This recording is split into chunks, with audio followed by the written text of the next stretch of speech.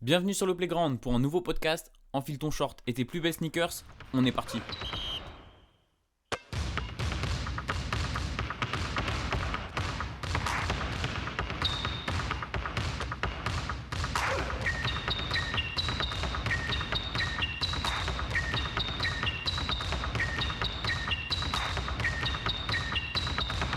Yo, je vous pique juste quelques secondes avant l'émission pour faire un petit point propagande. Étant donné que personne n'écoute les podcasts jusqu'au bout, et moi le premier je dois l'avouer, je suis obligé de commencer par là. Déjà, si l'émission vous plaît, n'hésitez pas à mettre vos meilleures 5 étoiles via la plateforme avec laquelle vous l'écoutez. Ensuite, et le plus important, il faut partager autour de vous, que ce soit sur vos réseaux sociaux, au lycée, à votre pause café quand vous êtes au travail, ou même à votre voisin de bus, vous partagez en balle. Et pour les plus déterminés, venez faire un petit don sur ma page Ko-fi pour soutenir le projet. C'est simple, vous m'offrez une boisson qui va représenter un certain montant, que ce soit un café, un soda ou une bière, c'est à vous de choisir et vous me régalez. En tout cas, je vous remercie et je vous laisse profiter de votre émission. Bonjour à tous, bienvenue dans un nouvel épisode du podcast.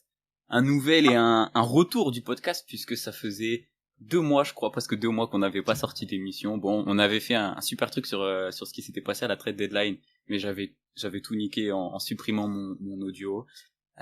Voilà, ce sont des choses qui arrivent. Là, on revient en très grande pompe, toujours avec mes 2 compères. Aurel, comment ça va? Ouais, ça va, les Cavs viennent de battre les Nuggets, alors qu'on n'avait même pas Jarrett Allen. Ah, c'est incroyable, trop d'émotion.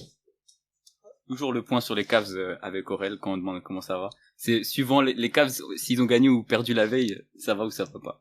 Mathieu, comment tu vas? Bah ça va très bien. Cette fois-ci on enregistre le 2 fois, pour pas le perdre celui-là. T'as raison.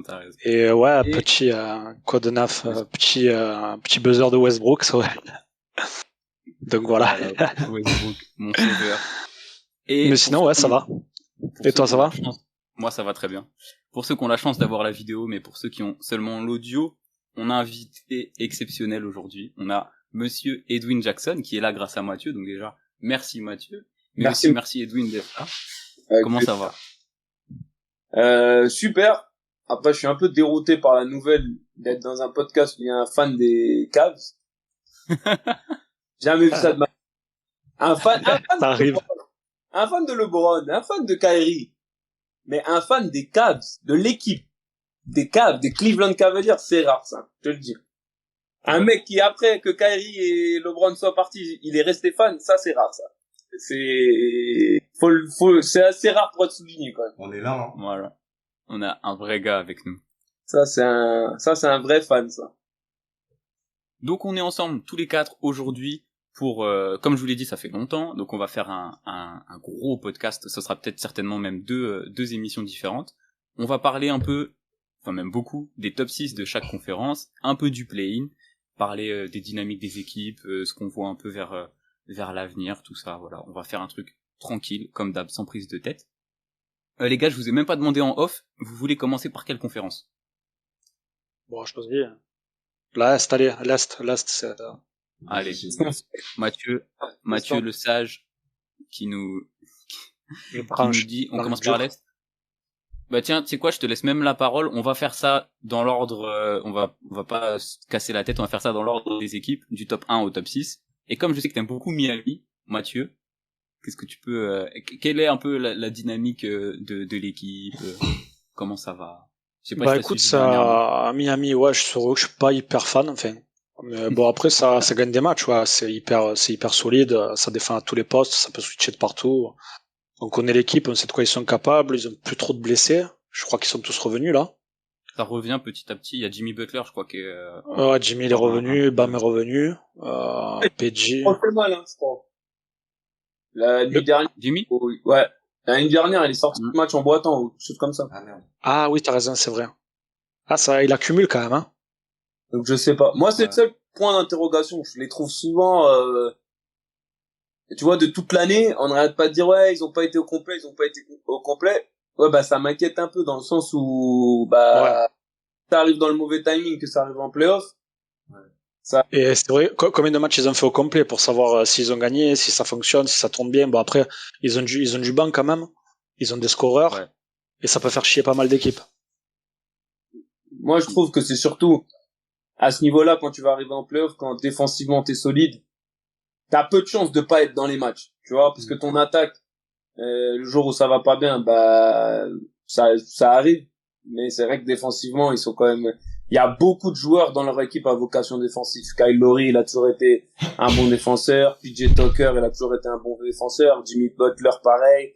Adebayo, tu vois, c'est des mecs à un registre défensif quand même. Quand ils les mettent sur le terrain, c'est compliqué. D'habitude, pour chaque équipe, t'as, allez, un dans le starting five et un qui sort du banc, qui sont de vocation défensive. Là, t'en as 4, 5 qui sont des défenseurs d'élite à leur poste. C'est quand même, c'est fort. Bien coaché en Eric Spoelstra. T'as pas beaucoup d'équipes dans ce registre, en fait. Parce qu'après, oui, tu prends les Bucks, ça défend aussi. Mais eux, j'ai l'impression que c'est vraiment orienté défense, quoi. C'est-à-dire qu'il y a pas, bon, t'as des scoreurs, Tyler Hero, Jimmy Butler, ils peuvent prendre feu à mi-distance, à longue distance. Tyler Hero en ce moment. Ouais, c'est pas, tu vois, même Bam Adebayo, pour moi, après, c'est assez léché, mais c'est pas non plus un attaquant de folie. C'est vraiment un défenseur pour moi. C'est ça que je te dis, même au box, Antetokounmpo qui a été defensive player of the year, mais tu prends, il y a que pour moi qui sont à leur poste des défenseurs d'élite, il y a que lui et Jrue Holiday. Oui. Les autres c'est des défenseurs corrects, mais quand tu penses à eux, tu penses tout de suite plus à l'attaque qu'à la défense. Alors que chez Miami, Jimmy Butler, il s'est fait connaître par sa défense. Adebayo pareil, PJ Tucker il fait quasiment que ça, il shoot à 3 points. Tu vois ce que je veux dire, t'as quand même tout le 5 quoi. Beaucoup de mecs qui sont bons défensivement. Même Deadman en sortie de banc, c'est un mec, c'est ça qu'il fait. Non, moi je les trouve solides quand même. Et il y a du scoring, beaucoup de shooters. C'est une équipe complète, avec l'avantage du terrain pour tous les playoffs. Pour l'instant, ouais, c'est négligeable. Toi, Aurel, pour te donner un peu la parole, qu'est-ce que tu penses de Miami? Je suppose que tu rejoins nos opinions. Oui, totalement. En plus, on en parlait déjà, genre, tu sais, à la free agency, quand il y a eu PJ Tucker et tout qui est arrivé, on était là sur le papier en mode, waouh, quelle équipe défensive de ouf, comment t'attaques sur ça, tu vois. Et sinon, moi, en fait, ce qui m'impressionne énormément, c'est le fait que malgré toutes les blessures et tout, ils allaient quand même être premiers de l'Est et tout, avec un bilan très très correct et franchement, Eric Spoelstra, coach of the year. Je pense. Ouais, ce type-là, ça, il mérite, hein. Il y en a beaucoup qui méritent cette année. Non, mais c'est vrai, on oublie certains joueurs, Gabe Vincent, et puis Ciao Oladipo aussi qui revient, hein. Bon, après, je sais pas ce que c'est. Après, c'est pas toujours très bon d'avoir trop de rotation, parce qu'au bout d'un moment, les mecs qui sont dans un rythme, tu les sors dans un rythme. Ouais, non, d'accord. Mais imagine-toi, il y a un blessé ou quoi que ce soit. Si Oladipo, il est en forme, il est in shape, tu vois. Ouais, non, bien sûr. Mais tu donnes des minutes à Oladipo, t'en prends à quelqu'un d'autre. Ah oui, ça c'est vrai. C'est un problème de riche. En fait, mais en fait, c'est ça que je dis à chaque fois quand il y a des trades. Les gens, ils ont l'impression que chaque joueur que tu prends, il s'additionne. Mais c'est pas ça, en fait. Il faut qu'il soit complémentaire avec les autres joueurs. C'est comme, ils vont avoir, quand, tiens, on en parlait avec Brooklyn. Ouais, il y a Seth Curry, et il y a Mills, et il y a Joe Harris. Mais ils peuvent pas tous jouer, en fait. Faut qu'ils fassent un choix. Tu prends KD et Kyrie. Eux, ils vont jouer 40 minutes en playoff par match. Et après, sur les deux autres extérieurs, tu vas devoir, si Ben Simmons est dans la rotation, t'as en gros 25 minutes à donner à 3 joueurs. C'est pas, ouais, parce que lui, il met 15 points, lui, il en met 9, lui, il en met 6, que t'as additionné bout à bout. Non, il y a plus de temps de jeu pour tout le monde, en fait. Genre, Patty Mills, tu vas voir en playoff, ça va être, il va jouer un petit peu, s'il met pas ses 2 premiers shoots, match terminé. Ouais, c'est clair. Ça resserre la rotation. En jeu, il a grandement, il a été divisé par 2 pratiquement. En plus, avec Dragic, t'as déjà Seth Curry. Tu vas avoir Dragic qui est beaucoup plus fort dans la pénétration pour provoquer des fautes dans le jeu avec ballon. Patty Mills, je te dis, à part si Seth Curry il a des problèmes de faute, il va pas avoir beaucoup de terrain. On a discuté, c'est petit quand même à de taille. C'est pas mal de mismatch, hein. Si tu mets Seth Curry, Patty Mills. Moi, je le vois avec les Bucks. Si t'as Antetokounmpo et Bobby Portis et Middleton, les 3 là, Dans le poste, Lopez qui revient aussi. t'es obligé de mettre de la taille. Hein. Tu peux pas mettre et Kyrie et Seth Curry et un autre petit arrière dans le backcourt hein, avec KD en 4. C'est pas possible. Donc KD en 5 pour toi c'est mort. KD en 5 et Simmons en 4. Genre en mode ultra snowball. Mais en fait, moi ce qui me fait rire ça, enfin c'est pas qui me fait rire, ça c'est l'aspiration qu'ont les fans. Ben Simmons, il a toujours refusé de jouer 4 dans une équipe où il y avait moins de mecs. Pourquoi maintenant il va dire ouais j'accepte de jouer 4? Ça c'est la fantaisie des gens. Hein. C'est pas, moi je pense pas du tout que Ben Simmons il va arriver à Brooklyn et il va dire ouais, moi je suis le bon Samaritain, je décide de jouer 4. Sinon il a KD. Après, de toute façon, ça c'est des postes, tu vois, ça c'est des noms qu'on a au poste, des noms qu'on donne au poste. Mais après, Ben Simmons, dans tous les cas, il est obligé d'avoir la balle en main pour la distribuer parce qu'il peut rien faire d'autre. À part se mettre dos au panier, jouer les mismatchs et pénétrer, il peut pas shooter. On sait très bien qu'il doit jouer avec 4 shooters. En 4, tu bénéficies de plein d'espace. Par exemple, quand il y a un pick and roll, 2-5, dès qu'il y a quelqu'un qui va driver, le joueur qui va être le plus athlétique, le plus grand, qui va faire plus d'aide après le poste 5, ça va être le poste 4. Donc si tu joues bien la ligne de fond, Florent Pietrus, il a fait une carrière de faire ça. Il était toujours au bon endroit au bon moment. Et tu joues la ligne de fond, c'est dunk sur dunk, c'est aller-hoop, c'est rebond offensif, et tu peux mettre 20 points par match. Si Ben Simmons, c'est ce qu'il doit faire. Ça va être comme un Draymond Green avec beaucoup plus de qualité athlétique. Tu vois, quand il double ce pick and roll avec Seth Curry, il lui donne la balle et ça devient un autre meneur. Donc, si tu le fais jouer à ce poste-là, Ben Simmons, il peut être très intéressant. Mais, moi, je pense pas qu'il va accepter, alors que ça fait 4 ans qu'on lui casse la tête à Philadelphie, et on lui dit c'est ton poste, c'est ton poste. Non, lui, il veut jouer meneur, il veut être un mec de grande taille, il veut tout le temps avoir la balle dans les mains. Et je pense qu'il va faire du boudin si on lui dit, Surtout qu'il y a personne qui va double team sur Ben Simmons. Donc, au final, ça créera pas forcément un décalage. Oui, mais le décalage, il sera fait avant, en fait, si tu veux. Quand tu la balle, il a déjà un décalage, il attaque que des close-out, il a pas d'action à faire avec la balle. Tu vois ce que je veux te dire? Moi, je pense que ça, c'est son meilleur poste. Ouais, bon, donc toi, tu le mettrais comment, alors? Moi, je ferais jouer Kyrie en 1. Non, d'ailleurs, je mettrais Dragic à la main. Kyrie en 2, KD en 3, Ben Simmons en 4, et un mec qui peut protéger le cercle, genre Claxton ou je sais pas qui en 5, parce que t'as quand même besoin d'un peu de taille, parce que Drummond, tu le fais jouer, il protège pas le cercle, mais ou Drummond, après il est pas, après Drummond, le problème c'est que quand il va avoir des fautes sur lui, il va pas mettre ses lancers, donc ça c'est un peu problématique, mais sinon, il fait du bien, je le trouvais plutôt bon, moi. Franchement, pour ce qu'il apporte, c'est vrai que je le trouve plutôt au-dessus de ce que je pensais qu'il allait faire. Mais le problème de KD en 5, c'est que en 5, tu vas charbonner avec les mecs, même si tu fais pas faute, tu vas perdre beaucoup d'énergie. Ouais. Ah ben en playoff, il va faire des fautes, ça il est obligé, hein, ou alors il laisse passer. Hein, sinon, et puis il va devoir défendre. Donc en attaque, après, bon, on connaît KD, mais il va devoir redoubler d'efforts, même s'il défend. Hein.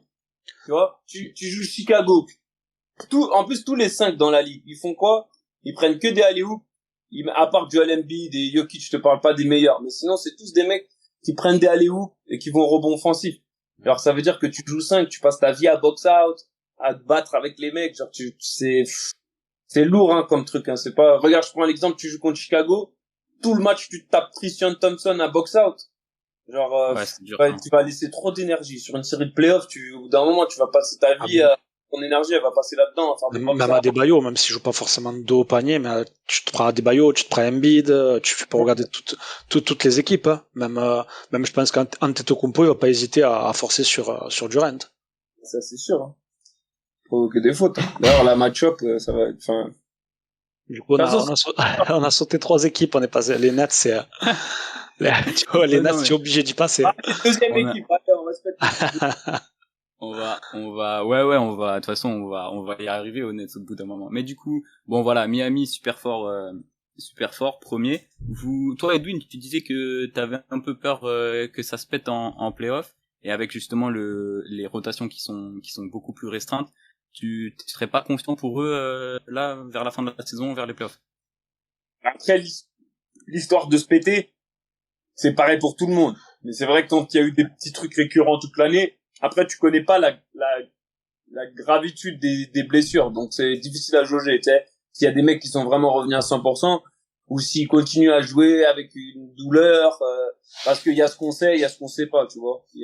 Des fois, il y a des mecs qui reviennent et qui jouent, mais qui sont pas à 100%, et à tout moment, genre, ils prennent le risque que ça se répète. Donc ça, tu peux pas savoir, et c'est un peu, mais c'est vrai que ils ont été blessures récurrentes. Après, c'est une équipe, solide, hein. L'année dernière, à Bubble, ils sont allés en finale, l'année dernière, ils auraient fait quelque chose, là, ils se sont renforcés avec, un mec qui est un vrai général, Kyle Lowry et PJ Tucker qui est en playoff, c'est un super joueur à avoir. Non, c'est une équipe qui fait peur, hein, c'est clair. Hein. C'est une très bonne équipe, bonne organisation, bien coachée. Non, on va falloir compter sur eux, hein, c'est vrai. Ok, bon, je pense qu'on est tous d'accord là-dessus. De toute façon, l'Est, toutes les équipes font peur. Je vais donner la parole à Aurel pour parler un peu des Bucks qui sont pour l'instant deuxième. Pour toi, Aurel, est-ce que les Bucks ils sont toujours favoris ou est-ce que t'as des équipes qui sont plus énervées que ça? En fait, je sais pas si je l'avais déjà dit dans le dernier podcast qu'on n'a pas enregistré, mais j'ai l'impression les Bucks c'est un peu genre le choix de la facilité en tant que fan, genre quand on te demande c'est qui ton favori et tout, parce que il y a le côté assurance ils ont déjà connu ça. Et ça reste plus ou moins le même noyau, tu vois, avec Shrew, avec Middleton, Giannis, ils ont pas eu énormément de changements. Et là, t'as le retour de Brook Lopez qui va leur faire du bien, enfin, qui leur fait du bien déjà. Non, c'est une très grosse équipe. Là, j'avais noté qu'ils avaient le 3e calendrier le plus dur à venir, là, sur les 12 derniers matchs. À voir, mais en vrai, je suis confiant pour eux. Et j'ai pas envie de les taper au premier tour. Ils ont un road trip qui arrive là, à Memphis, à Philly, à Brooklyn. Ça va être chaud, ça. Tu disais, Matt? Non, je disais, il est un peu mitigé. Après, oui, c'est forcément le choix de la facilité parce que, il n'y a pas eu de gros changements. Enfin, si, pour moi, PJ Tucker, la paire de PJ Tucker, c'est un gros changement quand même. Qu'ils avaient remplacé par Semi et Ojeley. Ça, c'était drôle. Mais après, j'y croyais. Après, ils ont quand même récupéré Serge Ibaka, même s'il avait pas beaucoup joué. Là, je l'ai vu, il revient bien. Brook Lopez qui revient, qui connaît les systèmes, qui peut mettre ses petites banderies, difficile à défendre, tu vois, ce genre de pivot. Puis dur en plus, bon protecteur de cercle. Et puis voilà, t'as les trois amigos, là, qui, moi, je les ai vus jouer il y a pas longtemps contre les Bulls. Ça joue super bien. Middleton, Holiday. Et puis t'as l'impression que quand c'est pas un qui prend le lead, c'est l'autre qui peut le prendre, tu vois. Ouais. Moi, pour moi, je sais pas, c'est vrai que entre les Sixers, entre le Heat, entre eux, je sais pas, j'ai peut-être justement une petite préférence pour les Bucks en finale parce que, justement, ils ont connu ça ensemble. Ouais. Bon, après, il y a les Celtics aussi, mais bon, je sais pas, mais pour moi, à l'heure qu'il est, je mettrais les Bucks. De l'aspect mental, les gens, ils se rendent pas compte à quel point ça compte. Et de l'avoir déjà fait. Notamment quand tu perdais 2-0, parce qu'il faut se rappeler de ça. Les Bucks, ils perdent 2-0, et ils ont trouvé les ressources mentales, physiques, tout ce que tu veux, pour y arriver. Ils avaient perdu aussi leur Antetokounmpo là, qui avait failli se péter le genou là, hyper extension.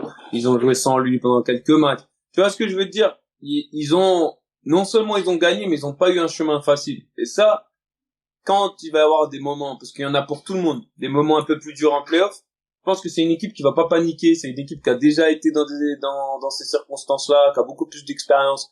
Tu vois, il y a des équipes qui sont, par exemple, Boston, ils sont hyper talentueux, mais ils ont jamais été dans cette configuration, ils ont jamais été loin. Jason Tatum, il a jamais joué avec la pression d'une finale de conférence, de tout ça. Et ça, peu importe qui t'es, hein, que ce soit, regarde LeBron sa première finale. Regarde combien de temps ça a pris à Jordan. Regarde Kobe contre Utah, les 2 airballs qu'il a fait. Ces premiers moments, que tu sois, peu importe qui t'es, c'est toujours un peu, c'est pas la même chose. Ah ouais, c'est sûr. Que la saison régulière. Et ça, pour moi, ça joue un vrai facteur. C'est pour ça que pour moi, les Bucks, ils ont quand même un avantage sur d'autres équipes. C'est que ils ont une expérience qui est de ce niveau, de gagner ces matchs-là, beaucoup plus importante que les autres. Après, Miami aussi, tu vois. C'est clair. Sport d'expérience, Jimmy Butler, on sait qu'il a jamais peur. Kyle Lowry, il a déjà eu un titre. Dragic, il a déjà joué, que ce soit en sélection ou que ce soit pour des grands moments, il va pas avoir peur. KD, bon, je t'en parle même pas. Tu vois ce que je veux dire? Eux aussi, tu vois, eux, ils peuvent être mal pendant les 3 quarts de la saison, et c'est vrai que leur confiance, elle est un peu inébranlable. Tu vois ce que je veux dire? Ils sont capables d'avoir ce bouton, un peu on and off, tu vois. On-off, là. Le fameux bouton. Et heureusement, dans le contexte actuel, il y a aucune autre équipe qui serait capable d'être prétendant au titre en ayant tous, parce que leur saison, c'est brouillon total. Ouais, c'est vrai qu'il faut pas oublier. N'importe quelle autre équipe ils ont eu quelques galères. Je dirais jamais qu'ils peuvent gagner un titre. Impossible. C'est que parce qu'ils ont des joueurs de talent tellement incroyable qu'on peut encore y croire. Mais le mec qui s'est fait trader, il joue toujours pas. Ta star au début que t'as entouré le Big Three, le mec qui s'est barré au milieu de la saison. T'es 3 quarts des mecs qui sont blessés. T'es pas qualifié directement en playoff. Ta star numéro 2, tu sais pas si elle va jouer à domicile encore. Tu vois ce que je veux dire? N'importe quelle autre équipe, tu dirais, ils vont rien faire en playoff. Impossible. Et puis attention, il faut aussi qu'ils se qualifient parce que c'est pas encore fait, ils ont un calendrier de fou. Ouais, non, bien sûr. Mais tu peux y croire. Oui, bien sûr. Après voilà, le talent il est là. Et comme tu dis, ouais, KG, Kyrie, mais bon. Mais voilà, comme tu disais, admettons ils affrontent, bon ils peuvent pas affronter, mais les matchs face à Toronto ou même premier tour, admettons ils sont combien là, les Nets, 7e, 8e? Ils vont prendre les Bucks, 8e. Ils prennent le premier ou le deuxième. Donc ils prennent Bucks. On en reparlera un peu plus tard, les gars. Vous aimez bien revenir sur les Nets, vous êtes toujours bouillis. Ouais, Dwayne il aime bien aussi les Nets. Je sais qu'il aime bien. Moi, je vais lui dire qu'il aime bien une autre équipe aussi. C'est la plus intéressante, c'est la story la plus croustillante. Le storytelling. Il y a une autre story qui est pas mal croustillante et dont une équipe que t'aimes bien, je crois. En tout cas, d'après mes sources. Philadelphie, 3e actuellement. Alors, bon, moi, comme un bon journaliste, entre guillemets, je me suis noté sur mes notes, Philly ne fonctionne pas si bien. J'ai peut-être un peu abusé. Mais 10 matchs de James Harden, ça fait 7-3. 3 défaites contre des grosses équipes, Miami, Brooklyn et Denver. Toi, Edwin, je te laisse la parole. Qu'est-ce que tu penses de ces matchs? Qu'est-ce que tu penses du futur de Philly? Est-ce que ça clique là directement pour être performant au playoff? Est-ce que tu leur laisses cette fin de saison et tu vas plus les attendre l'année prochaine? Non, l'année prochaine, non. Je pense que de toute façon, ça se voit. De toute façon, même dans sa... Tu vois, par exemple, hier, je sais pas si vous avez vu le match, mais même James Harden, défensivement, il a fait beaucoup plus d'efforts que précédemment. Il a pris notamment Doncic plusieurs fois, alors que d'habitude, il se cache à l'autre bout du terrain, il se battait pour passer à travers les écrans. Moi, je pense que sa blessure de l'année dernière, pour avoir déjà été blessé aux esquimaux une fois, c'est un long processus. Parce que même quand tu reviens, ton muscle, il a pas du tout la même capacité de réaction, d'accélération. Et moi, c'est vrai que l'année dernière, même si ça a jamais été un joueur hyper rapide et tout, je trouvais qu'il traînait la patte. Tu vois, je trouvais que son premier pas, il était hyper lent. Je trouvais qu'il traînait la patte. Donc là, à voir. Après, moi, je pense qu'il peut mettre si James Harden, il fait des efforts, là, hier, défensivement, franchement, avec Matisse Thybulle, Joel Embiid, même Tobias Harris qui faisait des efforts, voilà. Après, c'est vrai que leur banc, il est court. Ouais, il est très court. Il est très court. Après, c'est vrai que, mais tu vois, je reviens à ce que tu disais tout à l'heure. Et pour moi, c'est purement mental, mais pour moi, c'était choisi de la part d'Arden, tu vois, dans le fait par rapport à son contrat, tout ça, son poids. Et on voit bien que là, quand il a envie de jouer avec quelqu'un, avec une équipe, il est revenu en forme. Et là, c'est la première fois, à part peut-être ses premières années au KC, où je le vois défendre 1 mètre devant la ligne à 3 points, en attendant Doncic quand même. Il attendait pas un fifre, il attendait Doncic. Après, tu vois, alors ça, oui, c'est pour les caméras, mais quand même, il est là, le mec. Oui, non, mais c'est pas ça. À Houston, pendant 6 ans, ou en tout cas 5 ans, ou truc comme ça, on demandait aux mecs de mettre 35 points par match pour avoir une chance de gagner. Il y a aucun mec qui défend le cul par terre 80 de tout le terrain et prendre 60 shoots et par la balle 40 minutes dans le match. C'est physiquement impossible. Genre, c'est juste pas possible à faire. Il y a que Jordan et Kobe. Quoi? T'avais que Jordan et Kobe qui pouvaient faire ça. Ouais, mais même ça, moi j'ai regardé les matchs des années 90, c'est pas vrai les mecs. Jordan, il commençait pas le match sur le meilleur joueur adverse. Si le gars il prenait chaud, il allait le prendre. Mais oui, non, t'avais Pippen et Ron Harper, donc au final. Ouais, ça, mais faut remettre les choses dans leur contexte. Oui, non, c'est vrai. Genre, ils défendaient le meilleur joueur tout le match. C'est pas vrai. Quand il y avait des moments dans le 4e quart-temps qu'il fallait shut down un mec ou qu'il fallait faire un stop bien précis, ouais, ces mecs-là, ils peuvent le faire parce qu'ils ont toujours été des super bons défenseurs. Mais c'est vrai que physiquement, pour toute l'année, de tout le temps prendre le meilleur joueur adverse, pendant 82 matchs, ça laisse des séquelles. Ouais. Mais, non, moi, je pense que leur banc à Philly, il est très court. Genre, moi, le seul mec à qui je fais un peu confiance en sortie de banc, c'est George Niang, et DeAndre Jordan, il va t'apporter quelques trucs parce que avec James Harden, maintenant, on l'a vu hier, quelques alley-oop, trucs. Il a bien joué hier, hein. Même défensivement, il a fait quelques stops. Il a une bonne connexion. Mais sinon, leur banc, qui du banc sort et donne quelque chose? Franchement, moi, leur banc, je le trouve vraiment, que ce soit... c'est vrai que t'as Danny Green, t'as Ebol, t'as Korkmaz, Millsap. Je sais même pas s'il a joué. Il est pas blessé, Millsap? S'il a joué un petit peu. Après, je sais pas s'il est blessé, mais si, il a joué. Mais après, t'as des joueurs, mais t'as pas ce mec qui va te marquer des points, ce mec qui va faire la différence. Non, t'as pas un dynamiteur de la seconde unit.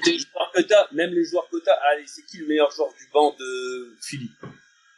Là, j'ai les noms sous les yeux. Après, tu peux faire sortir par exemple Maxi. Au moins, il peut être dynamique. Je vais dire, moi, je mettrais Maxi, je le sortirais du 5. Voilà. Et je vais jouer en tant que dynamiteur de seconde unit. Et moi, pour moi, c'est ce qui est le plus logique et c'est ce qu'il devrait faire. Parce que t'as quand même des bons role-players, tu vois. Danny Green, ça peut défendre. T'as un peu des joueurs avec qui ça peut fitter avec Maxi, tu vois. Moi, c'est ce que je ferais en tout cas. Ouais, d'accord. Bon, Aurel, si t'as un truc à dire sur les Sixers, plutôt d'accord, pas d'accord. Alors, moi, je te le dis, je suis pas super fan d'Embiid, tu vois. Genre, là, récemment, on les a affrontés, tu vois, avec Cavs Sixers, tu vois. Genre, en tant que, avec toi, t'es basketteur, tu vois, j'aimerais vraiment te poser une question. Genre, tu vois, James Harden, Joel Embiid, eux deux, ils sont très connus pour attirer la faute de ouf, tu vois. Et des fois, genre, quand je regarde le replay et tout de certaines actions, les calls qu'on lui donne, je trouve, genre, tu sais, quand Pumpek ensuite, il va vers le défenseur et tout pour aller chercher la faute et tout. Enfin, moi, je trouve ça tellement pas beau, mais je sais pas ce que t'en penses toi en tant que basketteur. Bah, moi, c'est l'utilisation des règles, en fait. Genre, les règles, les attaquants comme les défenseurs, ils les connaissent, en fait. Je comprends pas pourquoi les mecs, ils râlent. En NBA, t'as pas le droit, si tu sors de tes appuis, t'es plus en contrôle. Tu n'as pas le droit à partir du moment où t'as quitté le sol, t'es un joueur en mouvement. Donc, même si l'autre, il va en avant, toi, de toute façon, tu peux être que vertical. À partir du moment où tu sautes en avant, en arrière, sur le côté, t'es un joueur qui est plus en position. Donc, il y a faute. Les attaquants, comme les défenseurs, ils les connaissent, les règles. Donc, pourquoi les défenseurs, ils seraient plus savoir que les attaquants? Vous connaissez les règles de la même manière, parce que Justement, à cette saison, en début de saison, genre, il y avait une histoire comme quoi ils essaieraient de changer légèrement les règles et tout. Genre, toutes les actions des offensives qui ne paraissaient pas naturelles, elles seraient cool et tout. Ça, c'est rare parce que je les regarde. Par exemple, hier, ouais, c'est arrivé une fois. Mais sinon, par exemple, il le fait sur le swipe. Les gars, ils ont leurs bras tout le temps. Ok, ils ont leurs bras tout le temps et ils swipe, ils montent comme ça. Et à chaque fois, on lui prend son bras. Moi, je vais te demander une question. Pourquoi ça arrive jamais à Embiid? Tu l'as déjà vu, Embiid, être sifflé pour cette faute? T'as déjà vu Embiid être là avec sa main comme ça et un mec qui lui fait ça? Parce qu'il connaît les règles. Les gars, ils ont qu'à s'adapter aux règles. C'est pareil pour tout le monde. Genre, moi, ça me qu'ils en abusent, hein. C'est pour ça que Chris Paul fait ça à chaque fois. Parce qu'il sait que s'il fait semblant de shooter en prenant le bras, on va lui siffler faute, vu que c'est la règle. Et normalement, en tant que défenseur, et moi je le vois en Europe, c'est pareil, t'as pas le droit de sortir, normalement, t'as pas le droit d'avoir tes mains dans le cylindre de l'autre joueur. Ouais. À partir du moment où ils ont leur... Après, je comprends que ça énerve les fans, parce que genre, c'est, entre guillemets, c'est pas des actions basket, le gars il cherche pas à marquer. Ouais. Mais t'es dans le bonus, le gars il présente ses bras, bah boum, tu prends 2 points. Moi justement, je trouve que c'est l'inverse. Je trouve que les arbitres sont plutôt cléments parce que combien de fois tu vois le mec mettre la main dans le dos du joueur et ça normalement c'est faute, rien que ça, parce que tu dois pas toucher le joueur. Et au final, bon après c'est le jeu, mais je trouve justement que si les arbitres ils respectaient toutes les règles, à NBA comme en Europe, le jeu il serait vachement plus haché. Ouais. Après, aussi, c'est un autre truc. Moi, je vois beaucoup de mecs qui râlent. Moi, je vois sur les drives de Harden, à chaque fois qu'il drive, il y a un mec qui vient mettre sa main et qui fait ça. Donc, ouais, des fois, il y a faute. Ouais, des fois, il y a pas faute. Mais de toute façon, hein, je te dis, un mec de ce niveau-là, déjà, il cherche le contact. Que tu lui tapes le bras, il peut quand même mettre le N1. Donc, ça va pas changer grand-chose. Et c'est des trucs, pour moi, c'est de l'indiscipline. C'est comme quand les mecs ils font des pump fakes et que tu sautes. Par exemple, ça rendait Greg Popovich, ça le rendait fou. Ou que tu faisais faute sur un shoot à 3 points. Moi, pour moi, c'est de l'indiscipline défensive. Alors, je comprends que les gens ils aiment pas et que mais tous les meilleurs scoreurs de la ligue, de toutes les ères, elles ont toujours shooté un nombre considérable de lancers francs. Genre, c'est pas nouveau. Et en plus, à l'époque, genre, que ce soit les Jordan, Olajuwon, Shaq, tout ce que tu veux, mais regardez les matchs des années 90 en playoff, mais chaque 2 actions, il y a faute et ils vont à la ligne des lancers francs. C'est pire que maintenant. Hein. Moi, je trouve que maintenant, le jeu, il est moins haché. À l'époque, il y avait beaucoup plus de lancers francs. J'ai regardé un match de finale NBA. Michael Jordan, il prend 37 lancers francs en un seul match. Oh, on n'a pas fini de gueuler. Tu vois ce que je veux dire? Genre, c'est énorme, quand même. Ouais. Après, c'est des fautes. Elles y sont, tu vois. Alors, c'est vrai que c'est plus des moves de basket et les mecs, ils peuvent pas les contrôler. Mais, bah après, moi, en tant que joueur, je suis un joueur qui cherche beaucoup les fautes aussi. Donc, c'est un truc en vrai, qui me choque pas. Mais, ouais, je sais pas. Savoir jouer avec les règles. Quoi? Faut savoir jouer avec les règles. Ouais, et en plus, tu le vois, parce qu'il y a plein de fois où James Harden, il drive, et il cherche la faute, et quand les mecs, ils restent droits, sans venir mettre les mains, des fois, il rate, et il se plaint, et tout ça, il cherchait la faute, donc il l'a pas eu, et finalement, il y avait pas faute, mais c'est, pour moi, d'aller chercher avec les mains, de toute façon, à partir du moment où tu défends avec les mains, c'est de l'indiscipline défensive, pour moi. Après, ouais, c'est pour ça que la plupart maintenant le savent, ils connaissent James Harden, ils savent qu'il fait des saisons où il fait presque 10 fois sur la ligne de lancer, bon j'exagère, mais voilà, maintenant ils le savent, lorsqu'ils drive, soit ils restent sur dans leur cylindre, ils lèvent juste les bras, et ils ont juste à prier pour qu'ils ratent, c'est tout. Ça. Mais oui, après moment, pour moi, ils respectent les règles. Et ils jouent avec les règles. Ouais, c'est juste qu'ils jouent super bien. C'est comme au foot, les gens qui savent maintenant avec la VAR, qui savaient faire comment faire un penalty ou. ouais, moi, je suis d'accord avec ça. Moi, je suis pas d'accord avec le truc de, c'est vrai, quand les gars, ils se lançaient en avant, comme Aurel a dit, ça, ouais, fallait l'arrêter. Je trouve ça, c'était pas du tout, enfin, c'est pas un geste de basket, tu vois. Tu sautes, le mec, ok, il veut te contrer, et disons qu'il saute, mais il veut sauter à côté de toi.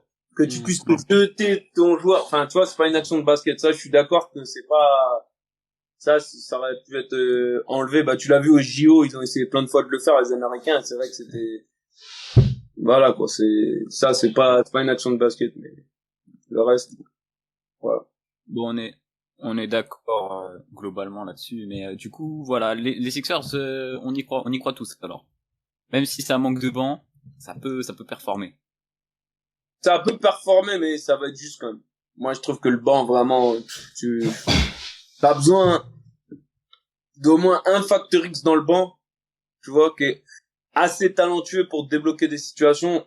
Et c'est vrai que les Sixers, ils ont... Ah, là, Pour moi, en 7 matchs, ça peut pas faire chier ni les Bucks, ni le Heat.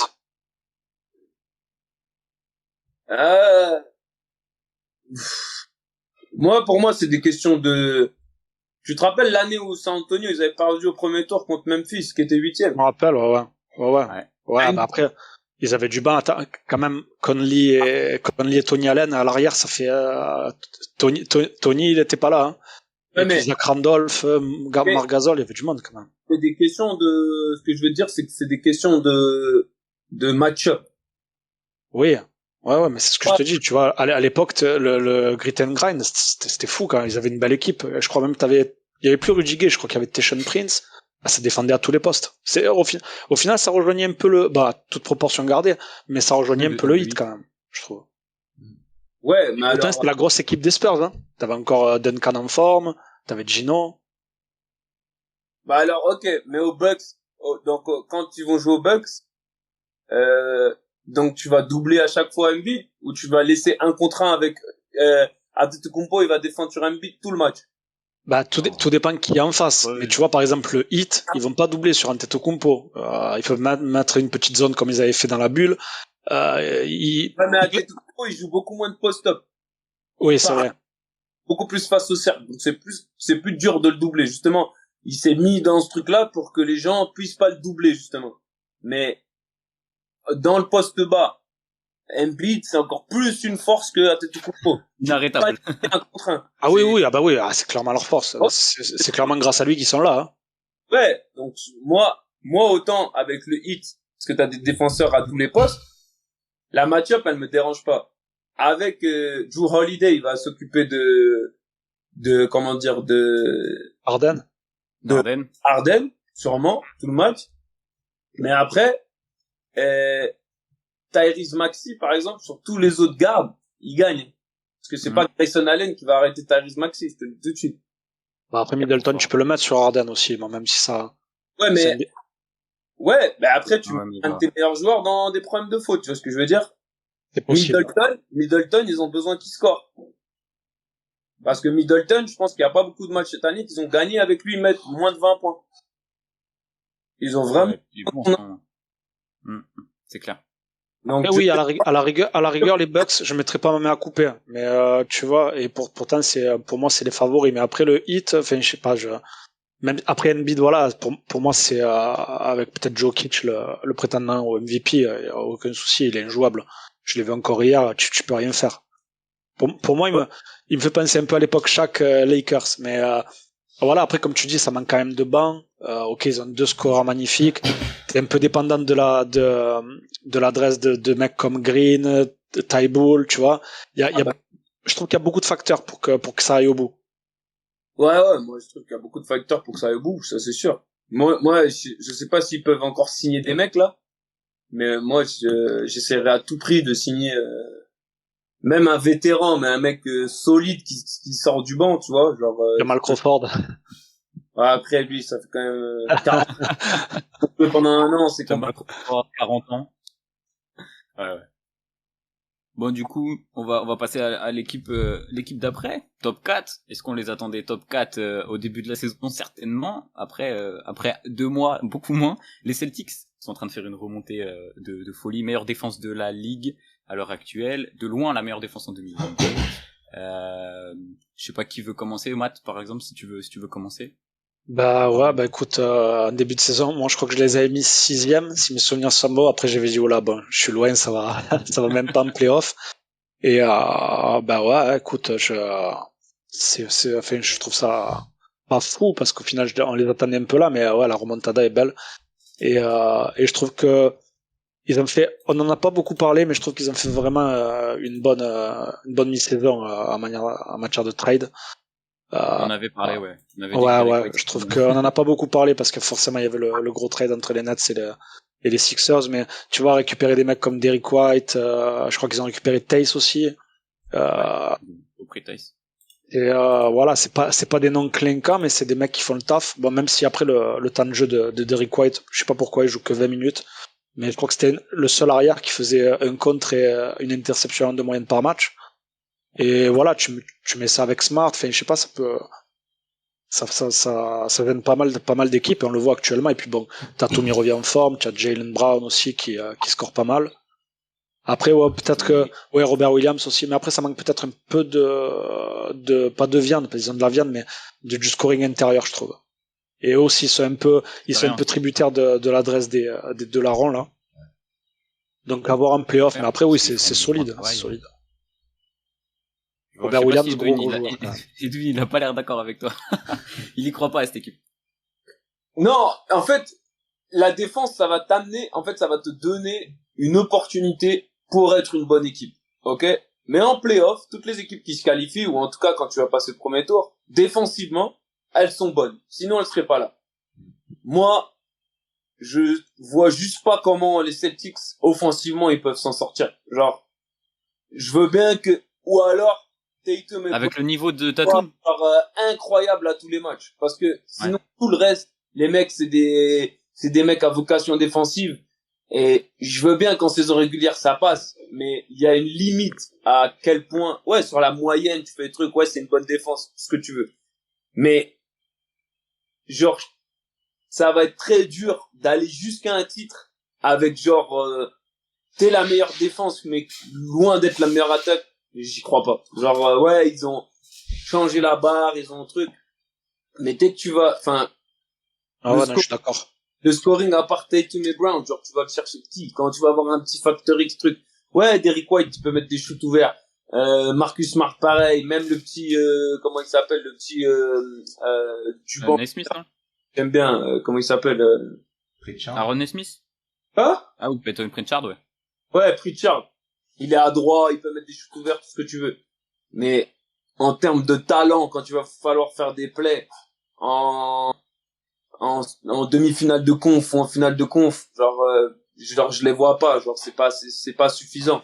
Et ils vont faire la saison avec leur équipe, je pense qu'ils vont maximiser leur potentiel. Ils vont aller le plus loin possible, mais ils vont manquer de talent, je pense. Bah, au final, t'as que 2 joueurs à plus de 10 points. Après, évidemment, Jason Tatum et Jalen Brown, c'est Marcus Smart et Al Horford, c'est tout. Ouais. Et Al Horford, juste 10,2. Ouais, et à leur forme, c'est ce que je te dis. Il faut que là, à leur forme, et Marcus Smart, c'est parce que c'est le collectif qui leur donne leurs points. C'est ça aussi qu'il faut voir. Tu vois, c'est quand même des différences de soit Tatum ou Brown, et ils se retrouvent en bout de chaîne et ils ont un tir ouvert dans le Ouais, corps. bien sûr. Ah oui, c'est pas eux qui créent leur shoot, ouais. Bien sûr, c'est Donc, grâce au système. En playoff, quand tu vas sortir la balle des mains de Tatum, tu vas avoir des meilleurs défenseurs, et que des fois, il y a des situations qui vont devoir être débloquées par quelqu'un d'autre. Je vois pas qui. Genre, dans cette équipe, je vois pas qui dans cette équipe peut t'apporter. Genre, je te donne même à Golden State, un mec comme Maris Spate, à l'époque, qui était genre, on savait pas, mais il était assez talentueux pour un match prendre feu et débloquer une situation. Ouais, là, sur une série de playoffs, t'auras peut-être Marcus Smart qui va prendre feu un match, qui va mettre 30 points. Un match, mais c'est tout, quoi. Débloquer souvent des situations, quoi. Genre, c'est pour ça, d'ailleurs, que j'ai pas compris pourquoi. Bon, après, il était pas bon, mais tu vois, par exemple, Dennis Schroeder, bah, il peut t'apporter ça, quand même. Moi, ouais, il y a des mecs qui sont joueurs de saison régulière et joueurs de playoff. Pour moi, Dennis Schroeder, son incapacité à shooter, ça le rend un joueur de... En playoff, les équipes, c'est pas comme en saison régulière. J'avais cette conversation avec Tony, il me disait, pendant la saison régulière, on a tellement de matchs, on peut pas préparer toujours. On se concentre sur nous, et on scoute pas forcément l'autre équipe tout le temps, tous les matchs. C'est trop d'infos. Ouais, c'est clair. C'est pas... Quand t'arrives en playoff, ça va être Dennis Schroeder, on passe en dessous à chaque fois. S'il veut mettre un 3 points, il en met un, il va en mettre 2 par match, et ça va être terminé. C'est pas que je vais avec des mecs comme ça. Pour moi, Dennis Schroeder des playoffs aux Lakers, là, quel plaisir. Ouais, tu vois, par exemple, dès que il était 6e homme, tout ce que tu veux, dès que t'arrives en playoff, les mecs, ils passent en dessous. Alors ouais, 2 fois, il va te surprendre avec sa vitesse, il va aller mettre 2-3 lay-up, mais en règle générale, il va struggle, tu peux pas. Genre, on me rappelle Alston. Ouais. Aurel, pour conclure sur les Celtics, tu penses que... des Celtics? Pardon? Qu'est-ce que t'en penses, Aurel, des Celtics? Moi, je pense que ça va pas faire un tour, mais en vrai, on oublie, mais Tatum, il a que 23 ans, hein, et en vrai, il a connu les finales de conf. Il a connu les finales de conf, tu sais, quand il y avait Kyrie, mais qui s'est blessé, et que du coup, ils ont affronté les Cavs de LeBron et tout, juste avec quasiment que des rookies et tout. Et franchement, c'était voilà. À la finale de conf, l'équipe de Kyrie? Non. Ils sont pas face à Washington. Non, je dis de la merde. Je suis quasiment sûr. Non, les finales de conf, c'était face aux Raptors à cette époque. Ah non, demi-finale de conf. C'était demi? Ouais, demi. Attends, je vais regarder, je vais vérifier. Finale, c'était contre les Raptors plusieurs années dessus. Ok. Ah, attends, ils avaient pas éliminé les Sixers. Ah, peut-être si, dans la bulle, ils sont allés en finale de conf. Ah, Boston? Ouais. C'était Miami contre... Puisque... Ah oui, voilà, ouais, c'est ça, exact. Miami store les Bucks. Ouais, c'est vrai. Miami Celtics, ouais. Mais avant la saison, parce que maintenant il m'a mis un doute, Aurel. Ouais, la saison où il s'est blessé.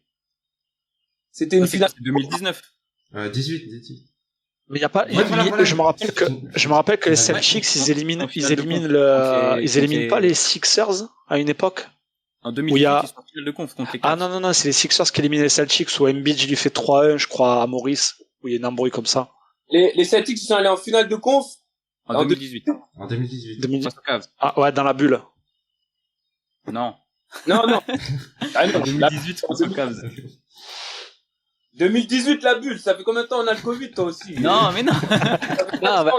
En 2018 aussi, ça allait en finale en de conf. 2018 et en 2020. Dans la bulle, t'as dit. Ça fait trop longtemps. Longtemps. Déjà, ça fait 2 ans, ça a l'air interminable, alors il veut nous rajouter. Ouais. Mais non, Aurel, Elle passe trop vite, les années. Aurel, il a raison, ouais. Et Aurel, il a raison, si, il a raison. C'est ça. Il a Il est raison, parce que blessé. je me rappelle, même, c'était la série où LeBron, à la fin, il va mettre le lay-up N1 sur Markieff Morris qui lui tient les épaules, là. Ah ouais. Rappelle pas, Alors, il part une interception, Markieff Morris, il le retient par les épaules, il y a quelqu'un qui vient derrière, presque, Tristan Thompson touche la balle, et il met quand même le lay-up, et la saison, il plie la série. Attends, il a fait 2 Ouais, finales je de me souviens. conférence? Qui? Ouais, Tatum. Tatum, il a fait 2 Putain, finales c'est ouf. de conférence, pardon. Ouais. Non, mais il est bon. Du coup, Aurel, tu penses que ça passera pas un tour? Mais, Ouais, en plus, d'une saison là, quand même j'avais- réussie ou pas? Là, j'avais noté, ils ont le 5e calendrier le plus dur à venir, là, sur les 12, 11, 13 prochains matchs. Après, tu les vois pas passer un tour? Moi, franchement, je les vois passer un tour, hein, même si ça affronte Avec les Bulls. l'avantage du terrain et tout, Ouais, là. moi, je les vois descendre déjà. Tu sais, là, ils sont 4e, je les vois descendre genre 5, 6. Moi, Ah ouais, tu les vois Moi, descendre? Celtics, Bulls, ça va l'avantage du terrain, je mets les Celtics. Ah, je pense qu'ils sortiront pas du top 4, là. Hein, parce qu'ils sont trop énervés. Et même s'ils ont un gros, j'ai noté 8 matchs contre les top 7. Même s'ils ont un gros calendrier, je pense que... Parce que là, Ça ils sont à rigole pas. combien? 5e place. Les 5e, c'est qui? C'est les Bulls? Les Bulls, ouais. Ouais, mais les Bulls, les Bulls, ils vont pas rester 5e longtemps. Ils sont à 1 match de 5e place. Ouais, les Bulls, ils sont en train de... Ah, les De Bulls, rupter on va un en peu, parler, là. hein. On va faire une la transition transition. doucement vers les, vers Oh, les comme Bulls. c'est chaud. Ouais, les Celtics, ils ont 2 matchs d'avance, ils ont quasiment acquis la 4e place, ouais. Ouais, et même, Parce ça se trouve, Après, t'as Bulls, et après, la t'as Cavs. et Cavs. Ouais. Et après, Ouais, après, c'est deux équipes, je les vois pas revenir sur les Celtics. Ça. Non, Je l'ai- non. Mais je les vois pas revenir sur les Celtics. Donc, si Et t'es je pense même que les Raptors, ils vont remonter sur les Cavs avec ce qui est en train de se passer, là. Bon, même s'ils ont gagné hier, mais ils sont en train de perdre des plumes, là, de Ils plumes, ont pardon.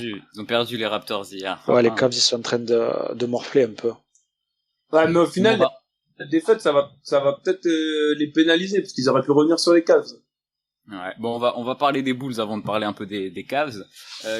Qui sont chauds pour parler des Bulls? Ou sinon, je vous fais la petite intro. Je me suis noté gueule de bois de ouf depuis le All-Star Break. 3 victoires, 8 défaites. T'as mis la stat sur Insta, Matt, ce matin, je crois, en story. La stat qui fait mal, 0 sur 15 face aux équipes du top 3. Ça, c'est bien chaud. Alors, pourtant, bon, on a une des pires défenses de la ligue. Et pourtant le duo DeRozan-Lavigne il fonctionne encore bien, même si DeRozan il est plus du tout en feu, je suis dégoûté. J'aurais bien aimé qu'il soit MVP, c'est pas grave. Et pareil, calendrier assez compliqué qui arrive. Est-ce que vous pensez, vas-y Matt, je te laisse la parole, est-ce que tu penses que ça peut descendre jusqu'au play-in? Non, quand même pas. Bon, on voit bien la dynamique des équipes. On voit que, bon, même si les Cavs ils ont gagné et que les Raptors ils ont perdu hier, c'est vrai que la défaite face aux Lakers. Mais non, play, non, je les vois rester là. Je les vois rester là. Je connais pas leur calendrier, mais je pense qu'ils vont affronter un peu du menu fretin quand ils peuvent pas tous s'affronter Non. entre eux. Mais je te promets que, alors ils s'affrontent pas forcément dans la même conférence, Ouais. mais toutes les grosses équipes s'affrontent là. C'est un truc de ouf. Ah ouais? Chaque match, Après. on te ta compte pour te qualifier, genre c'est, non, moi j'ai regardé les calendriers, c'est fou, ils jouent tous entre eux. Après, attention, bah, les Bulls, c'est vrai qu'ils se reposaient un peu sur DeRozan. Après, ils ont perdu l'un des joueurs du 5 qui défend. Ils avaient perdu Patrick Williams pour la saison. Bon, il revient. C'est sûr que bon, il manque un peu il en manque un peu dans les jambes, mais c'est vrai que quand même c'est beau d'être à ce niveau-là avec tous les joueurs qu'ils avaient pas. Ils avaient pas de banc en plus. À un moment, ils avaient pas Caruso. Tous leurs défenseurs, ils étaient absents. Là, t'as Caruso qui revient, t'as Williams qui revient. pas encore Bon, là, après, on demandait même à Vucevic de défendre. Moi, je vais dire, je suis très content parce que je pense que déjà c'est une belle ville, ma sœur elle vivait là-bas. Je pense que c'est un marché historiquement qu'il faut qu'ils soient dans ces équipes, d'avoir les Chicago Bulls en bas du classement, c'était pitoyable. Mais là, pour cette année, comment leur équipe elle est construite et tout, je pense qu'ils ont joué même mieux que leur potentiel. Bien sûr. Mais c'est une équipe auquel je crois, mais pas du tout, même pas un petit peu. Ah ouais, non, c'est sûr. Mais après, c'est beau. J'avais un collègue qui disait, c'est la première fois où tu peux ressortir ton maillot des Bulls tranquille dans la rue, sans te faire galéger, tu vois. Ah, c'est clair. Mais et voilà, c'est vrai que ça fait plaisir de les voir là. Mais ouais, c'est vrai que ça va être dur quand même. En playoff, déjà, je vais te dire un truc. Un de tes meilleurs joueurs offensifs, c'est ton pire défenseur, Vucevic. Et dès que tu vas faire du pick and roll, les Bulls, ils vont pas pouvoir défendre. Ah ouais, non, il peut pas défendre. Alors, on l'a vu à Orlando pendant alors, en attaque, il y a pas de problème, hein. Donc, main droite, main gauche, tire à 3 points, tout ce que tu veux. Mais dès que tu vas aller de l'autre côté du terrain, c'est trop compliqué. Mais encore, moi, je dois dire qu'on lui demandait de défendre et c'est pas du tout son registre. Mais sur certaines phases, il défendait un peu le cercle, hein. Et Vucevic, je sais pas, il y en a beaucoup qui l'ont cramé et je trouve qu'il fait une bonne saison. Après, c'est sûr que c'est la troisième arme offensive. Mais oui, évidemment, il est très très lent. Sur pick and roll, il est hyper mauvais. Et voilà, après, et puis bon, quand tes deux joueurs qui jouent le plus, c'est Vucevic et DeRozan, défensivement, enfin, c'est l'inverse des Celtics. Est-ce que Aurel, au final, ils vont pas se retrouver où on les attendait un peu, les Bulls? Je sais pas où est-ce que tu les attendais, toi, au début de la saison. Là, dans le top 5, 6, bon, peut-être pas plus bas, mais moi, là, genre, tu sais, il y avait HBA, NBA France, là, avec un H, tu sais, qui avait demandé de faire les pronos et tout pour la fin de la saison. Moi, je les ai mis 6e, du coup, les Bulls. Et du coup, ouais, comme Edwin l'a dit, je les vois mal passer un tour de playoff. Et je me demandais, t'as une info sur le retour de Lonzo? Oui, je me dis, ça peut leur faire du bien. J'ai pas regardé, tiens. Ah non. Je sais pas ce que c'est dit sur... C'est vrai, j'avais zappé. Non, parce qu'en vrai, ils ont... Non, c'est un vrai joueur aussi. Ouais, très bon. Ils ont Bon défenseur en surperformé plus. en ayant beaucoup moins de joueurs que ce qu'ils devaient avoir, en fait. C'est vrai que ça a été... Leur saison, elle est assez remarquable, mine de rien. Qu'est-ce que ça me dit, ça? Entre le Covid et les blessures, c'était... Ah ouais, non, janvier. ça, c'est indéniable. Les Bulls, cette année, ils ont fait de nouveau, ils étaient une équipe compétitive, une équipe qui a eu des très bons moments. Voilà, c'est une équipe, t'allais pas chez les Bulls, hop, tu cochais victoire. Ils sont redevenus une vraie équipe. Mais pour les playoffs, on parle encore un autre niveau. Je pense que ça y est, ils ont atteint leur plateau et que, voilà, 6e, ils ont fait le mieux qu'ils puissent faire, ou au pire, ils auraient pu finir 5e. Mais en playoff, après, et puis même. On va retrouver les playoffs tranquillement et on verra ce que ça donne. Au-delà de ce que tu voulais au début de l'année, la dynamique de fin d'année, souvent, tu peux être super bon en début d'année et quand t'arrives vers les playoffs, tu perds 10 matchs sur 13. Ouais. Tu vas pas être bon en playoff. Genre, ça va être très compliqué. Genre, tu vois, c'est mieux d'être une équipe comme Boston qui a galéré au début et qui arrive pleine bourre en playoff que l'inverse. Et là, tu vois que les essoufflent au mauvais moment de l'année et ça pour après remettre un coup en playoff. Bonne chance. Ça fait très non, c'est clair. Ils ont pas eu beaucoup de chance quand même entre tous les blessés à l'arrière. Mais oui, j'imagine que une équipe comme les Nets, ils aimeraient bien les affronter au premier tour, tu vois, par exemple. Ouais. Ouais, là, ça va être compliqué. Non, ça va être compliqué. Faut qu'ils reprennent. Bon, on va pas se lancer sur des trucs comme ça. Écoutez, on va parler de la dernière équipe du top 6 avant de parler un peu du play-in et on a pas mal abordé les Nets. Ça va plaire à Aurel. Je laisse la parole à Aurel. Je vais laisser la parole à Aurel. Là, il est au top. On va parler un peu des Cavs qui aussi sont pas en top forme en ce moment, les Cavs. Non, on a eu plein de blessures cette saison, peut-être moins que les Bulls, mais on en a eu quand même pas mal et tout. Là, en ce moment, on n'a pas Jarrett Allen, un de nos deux meilleurs protecteurs de cercle, donc quand même c'est important. Mais ce que j'adore avec cette équipe, c'est que même avec quelques blessures et tout, on arrive quand même à se battre et tout. Genre là, par exemple, hier, c'est Lauri Markkanen qui s'est donné de ouf. Et genre à chaque soir t'as un autre gars qui se donne de ouf et tout. Et bon, même si ça va être compliqué de passer un tour, mais au moins franchement on peut être, surtout par rapport à notre âge aussi, genre, on est une équipe de jeunes, tu vois, genre, moi, je pensais qu'on serait genre 11e, et je pensais être optimiste en disant 11e, tu vois. Et là, on est genre 6e, c'est incroyable, tu vois. Mais les gens je te jure qu'au début de l'année, quand j'ai vu les noms sur le papier, moi, je trouvais l'équipe d'une hyper complémentaire, très bien construite, et super talentueuse, hein, parce que moi, Garland, je le connaissais parce que j'ai fait des walkouts avec lui et je le trouvais déjà super bon. T'as Colin Sexton, qui est offensivement et défensivement, qui peut apporter des choses. T'as, Shady Osman, qui est un shooter sûr, qui comprend le basket, qui bouge bien sans ballon et qui est capable de faire des stops défensifs, des fois prendre feu un peu avec son adresse. T'as Mark Cannon et même un Kevin Love qui sort du banc qui te donne. Enfin, je trouvais quand même que il y a de quoi faire quand même. Je trouve que si tu prends poste par poste, tu vas avoir des différences avec les Chicago Bulls, dans le sens tu vas avoir DeRozan et Lavine qui ont un plateau qui est bien supérieur, mais si tu prends l'ensemble de l'équipe poste par poste, je pense que Cleveland, ils ont une meilleure équipe que Chicago par exemple. Plus de talent, ouais. Plus de talent, genre des joueurs qui sont capables de débloquer plus de situations que Chicago. Moins de joueurs de rôle, tu vois ce que je veux dire? Genre talent, tu trouves? Quoi? Plus de talent pur chez les Cavs que chez les Chicago?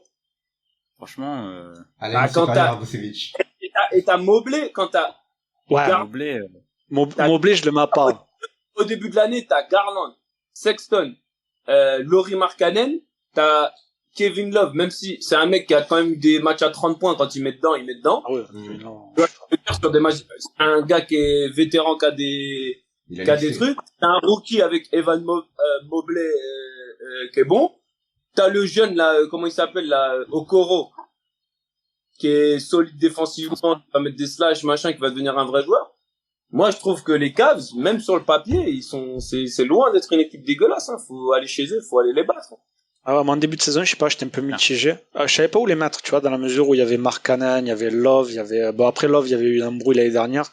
Et je me disais, putain, mais en prenant Markkanen, en prenant Jarrett Allen, Evan Mobley, qui a du basket plein les mains, qui pour moi ressemble à, je sais pas, à Tim Duncan, tu vois, et ils vont même pas le faire jouer, et finalement, bah, avec tous ces grands, tout le monde rigolait de ça. Tout le monde disait, c'est quoi cette équipe et tout le monde veut jouer small ball, et eux, ils prennent que des joueurs de plus de 2m10. Et ouais, putain, et puis finalement, en plus, ils avaient même rajouté Rubio en début de saison, ça tournait super bien. Ouais, ça tournait super bien. Non, ouais, non, franchement, ouais, ton analyse est bonne. C'est Osman, c'est un très bon joueur. Ouais. T'aurais été la même équipe, et ce serait les Clippers, par exemple, avec le même roster, tu dirais pas ça. Au début de l'année, parce qu'il aime pas, il déteste les Clippers, il déteste les Clippers, il aurait déteste les Clippers, ça. C'est pas une équipe, c'est les Clippers, voilà. Voilà, je te donne même un exemple. Ils ont un meilleur roster que les Lakers. Oh. Oui, bien mieux construit. Pas global, sur le papier, évidemment, global, oui. Mais bien mieux construit. Ah oui, au global, je te parle pas parce que les gens regardent toujours. Ouais, mais t'es aussi faible que ton maillon le plus faible, hein. Les gens, ils me font rire. Ouais, LeBron, ton équipe, mais si tu l'entends, 11 peintres, il va pas gagner les matchs, hein. Arrêtez un peu. Mec, ils ont sorti Didier Augustin de sa retraite, les mecs. Leur équipe peut rien faire. Enfin, c'est dur. Il est dur avec nous. Il joue en Chine il y a 2 ans.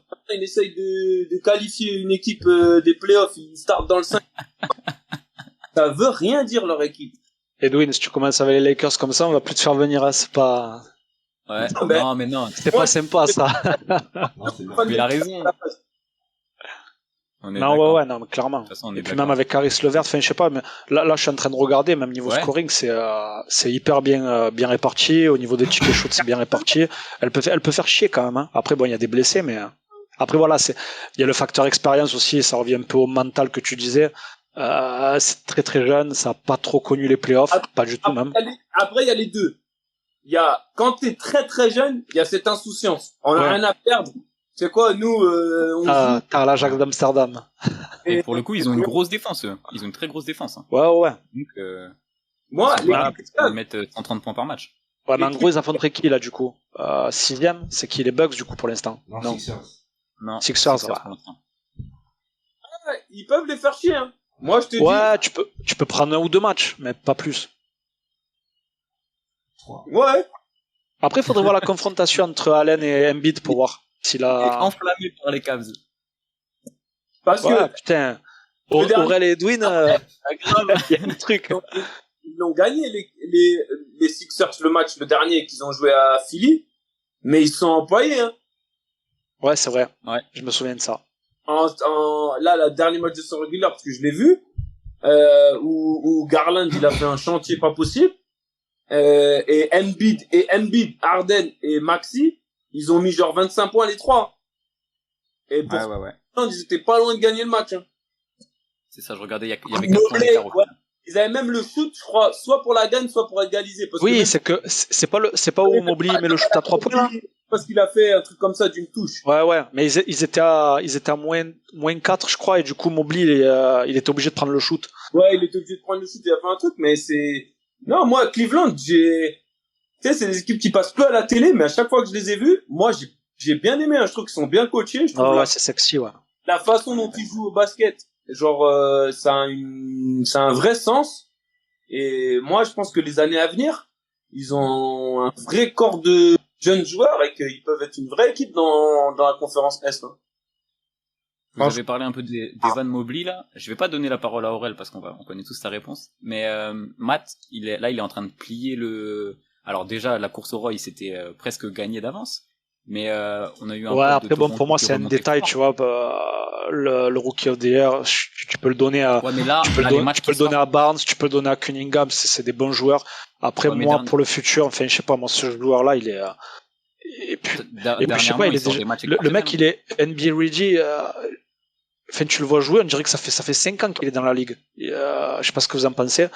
Moi, j'adore ce type de joueur. C'est un joueur qui sait tout faire, à mon avis. Son potentiel, il est tellement immense. Tu peux tellement faire ce que tu veux avec ce genre de joueur. Scotty Barnes, meilleur joueur que lui. Scotty Barnes, c'est un meilleur joueur que lui? Moi, j'aime Ouais, trop mais après, Scotty Barnes. pour moi, je pense que Scotty Barnes, il va caper plus rapidement. Il va caper plus rapidement? Ouais. Non, moi, je pense pas. Tu penses pas? Ah, il est trop fort aussi. Mobley, moi, je sais pas. Alors, peut-être que je le vois trop beau, je suis peut-être pas objectif. Scotty Barnes, à un moment donné, si tu veux vraiment être une star, faut qu'on puisse te mettre là. Si t'es pas Embiid ou Jokic, que tu peux dominer vraiment dans le poste bas, il faut que tu sois capable, face au panier, Il a la balle, ouais. genre, de prendre la balle et de donner 2 points. Et ça, ce sera beaucoup plus facile. Déjà, tu le vois, Scotty Barnes, qui est beaucoup plus capable de le faire que Evan Mobley. Tu le regardes là sur le match des Raptors d'hier, il a souvent la balle. Ouais, non, c'est vrai. Et il part de la ligne des lancers francs. Ouais. Et lui, alors, il a fait de la merde à la fin du match, mais. Il donne la balle, c'est lui qui fait des trucs. Moi, je te dis que Scotty Barnes, il est plus. C'est une belle cuvée quand même, hein. La balle par terre, que Evan Mobley. Evan Mobley, tu sais, je vais te dire, il arrive 10 ans trop tard en NBA. Bon, après, regarde, les postes bas, ça revient un peu, hein, ils reviennent un peu les pivots, tout ça, donc au final, ça peut repartir avec ce genre de joueurs. Pas pour les mecs qui font 30 kilos de plus que leur adversaire, mais les postes bas, comme Duncan, on te donne la balle mid-post, et tu jabs, nanana. Il y en a qui jouent comme Mobley, parce que Mobley, il va pas back down comme, Ouais, mais tu vois, il a le QI, il sait se placer sur un terrain, il a même un petit shoot, enfin, je sais pas, il est jeune, il peut développer, il a une palette, elle est énorme pour moi. Quel autre joueur superstar a le profil de Mobley? Là, actuellement? Ouais. Il y en a pas. Actuellement. Bah, qui défend comme lui, qui est mobile comme lui, Embiid. Oui, non, mais t'as vu le gap qu'il a, Embiid. On parle pas du même joueur. D'accord, mais Embiid, ça fait combien de temps qu'il est dans la ligue aussi? Ouais, Embiid, mais il est arrivé, il est rentré dans la ligue, il faisait déjà 130 kilos, genre, Evan Mobley, il va jamais être costaud comme Embiid. T'as dit après, regarde l'Antetokounmpo, il était comme ça, maintenant, c'est un monstre aux plantes. Il est comme une gazelle, ok, Evan Mobley. Après, je sais pas comment il va taffer, mais à la base, c'est un extérieur. Evan Mobley, il va jamais jouer extérieur. Non, c'est sûr. Après, ça dépend de ce que tu veux lui donner. Après, tu peux le faire taffer sur l'athlétisme ou sur la vitesse et lui donner un poste, lui apprendre un peu le shoot et le faire un peu reculer, le faire devenir, je sais pas, un stretch four mais bon, pour moi, si tu le fais prendre un peu de muscle, un peu de, je sais pas, ça va devenir un monstre. Pour moi, clairement. Un joueur injouable. Oh, le joueur le plus celui à qui il ressemble le plus à sa sortie de collège, c'est Anthony Davis. Ouais, c'est vrai. Ouais, mais Eddie, il tient bien le ballon aussi. Hein. Quoi? Anthony Davis, il tient bien le ballon aussi. C'est-à-dire? Il est capable de dribbler et tout. Ouais, mais tu vois, par exemple, moi, depuis qu'il dribble, là, Anthony Davis, je le trouve inefficace. Ouais, c'est vrai que c'est pas toujours, c'est pas toujours top. Depuis qu'il s'est mis dans la tête, ouais, je veux être un extérieur et il passe sa vie à soit shooter à 3 points, soit prendre Ça, c'est clair. des pull-ups, je suis désolé, mais je le trouve pas bon. Vous pouvez me dire, les gens peuvent me dire ce que vous voulez. Tu regardes ce qu'il faisait à New Orleans, quand le gars, il faisait 40 et 15 quand il voulait, et qu'il prenait alley-oop sur alley-oop, que dans la raquette, qu'il prenait 10 rebonds offensifs, des fois des matchs et tout, c'est plus du tout le même joueur, hein. Et pour moi, Anthony Davis, quand il sort, pour moi, de toute façon, de l'histoire de la NBA, Anthony Davis, c'est peut-être un des joueurs les plus talentueux de base. Mais tu vois que tu le compares à lui quand même, ça montre que tu le compares à du très grand. Ouais, mais c'est ce que je te dis, c'est le seul mec qui est physiquement, qui a le même profil. Tu vois, au niveau.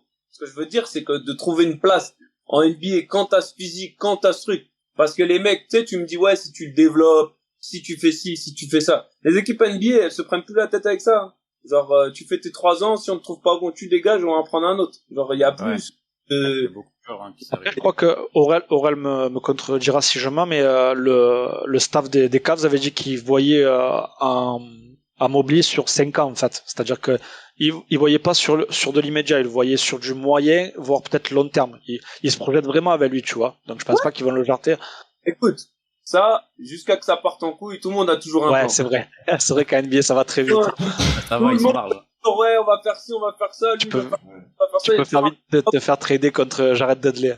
Et comme OKC qui avait 8000 tours de pique, ils vont se retrouver avec je sais pas combien d'arrières qui peuvent pas jouer ensemble. Et au final, ça fait un désastre. Ils vont jamais ça n'a pas de sens, ça non plus. Ça n'a pas de sens. Donc, genre, tout le monde a toujours un plan. Ouais, on va faire ci, on va faire ça. Oui, il a toutes les cartes en main pour être hyper bon, mais ça va prendre beaucoup plus de travail, je pense, que Scotty Barnes. Moi, je suis d'accord là-dessus. Parce que Scotty Barnes, je m'y attendais pas, mais il est super fort. Et Cunningham, du coup? Je pensais pas qu'il pouvait dribbler et créer des différences dans le dribble aussi grandes, genre aussi vite. Vraiment, je te jure. Et un mec et tu le vois hier, physiquement, alors il est pas aussi costaud et puissant, mais genre physiquement, il se rapproche de LeBron, quoi. Ouais, puis c'est ce que j'allais dire. Hier, tout le match, il défend sur LeBron en plus. Au bout d'un moment, il part à droite, là. Et l'écran, il y a le mec qui est en aide, il vient même pas. Boum, il monte, boum, il met le dunk. Moi, je pensais pas qu'il était aussi capable, genre de la ligne à 3 points, battre son joueur à 1 contre 1 ou quoi que ce soit et faire des différences. Alors, les Raptors, on n'en parle pas beaucoup, mais ça peut emmerder quand même, hein. Si Siakam revient bien, on va en parler tout de suite. Trent, c'est Raptors. On va en parler tout de suite. Ouais, mais par contre, je conclus Aurel pour parler un peu de ton équipe encore. Est-ce que tu les vois rester dans le top 6 ou pas du coup? Ah, totalement. Ouais, je les vois pas descendre. Après, je sais pas jusqu'où ils peuvent monter, ça va être compliqué, mais je les vois pas descendre du top 6. Moi non plus. Ok. Matt, comme ça on non, moi non plus, je les vois rester là. Ok, donc il y a un match très important qui va se jouer face à Toronto.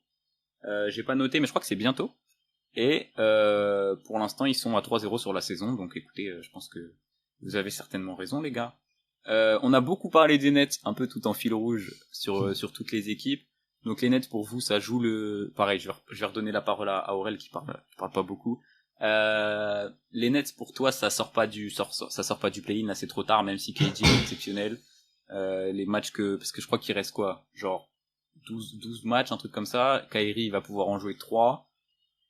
Seth Curry, ils sont bons. Drummond, on en a parlé tout à l'heure, ils sont très bons, mais ça reste dans le play-in et on essaie de faire une grosse remontada en play-off.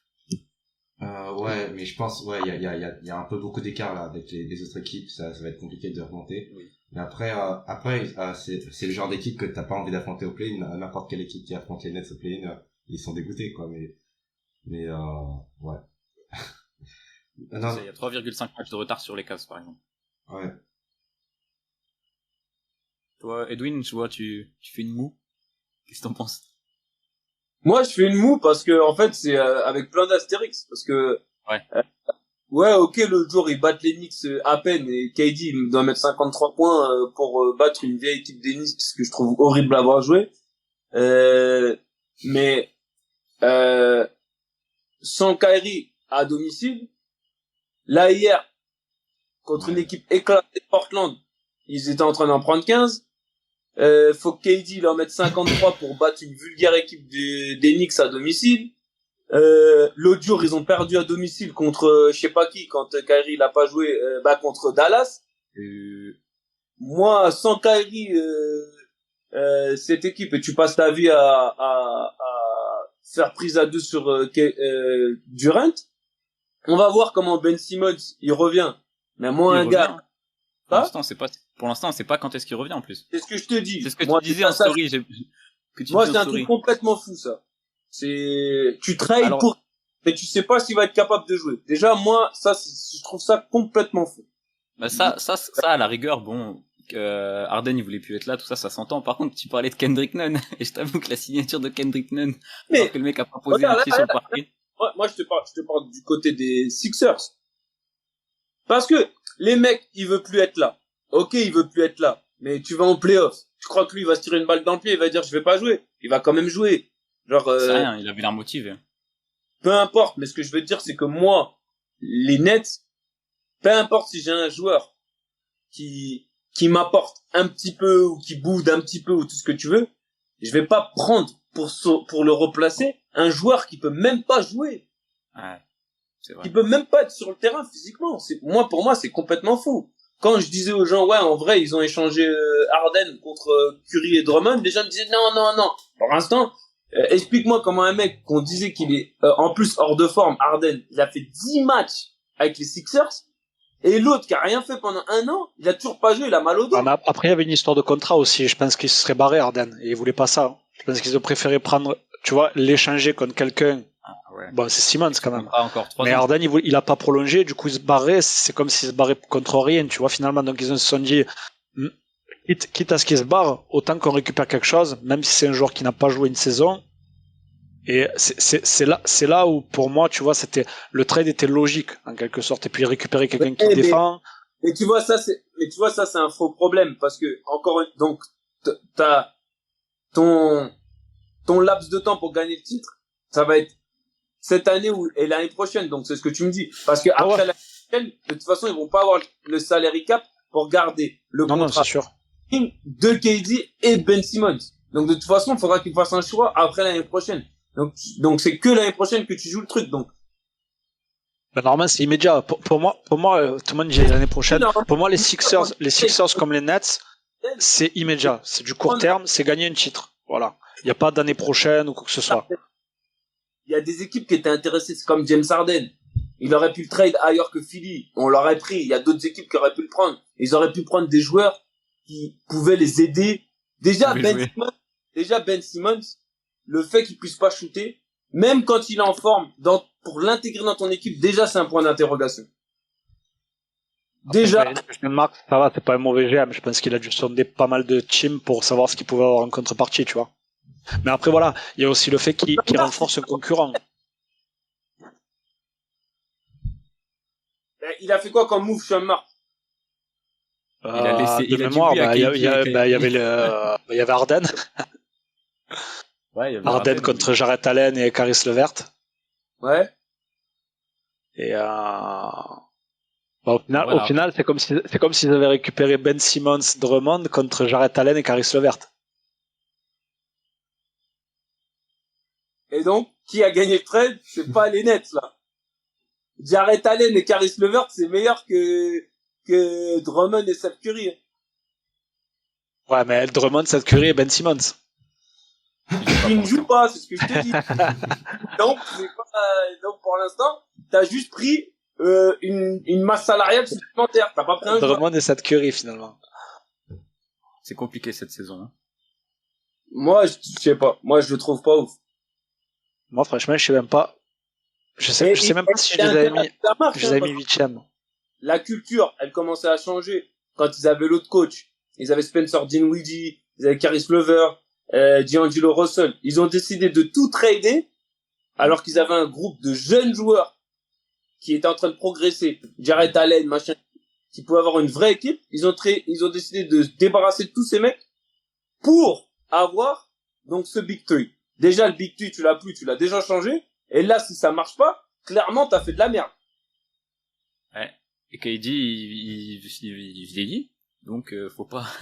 Ouais, après, KD avec son game, tu sais, les gens, ils me disent ça, mais franchement. Ouais, mais il est injury prone un peu, enfin. Ça va rien changer pour lui, je te le dis. Ouais, ok.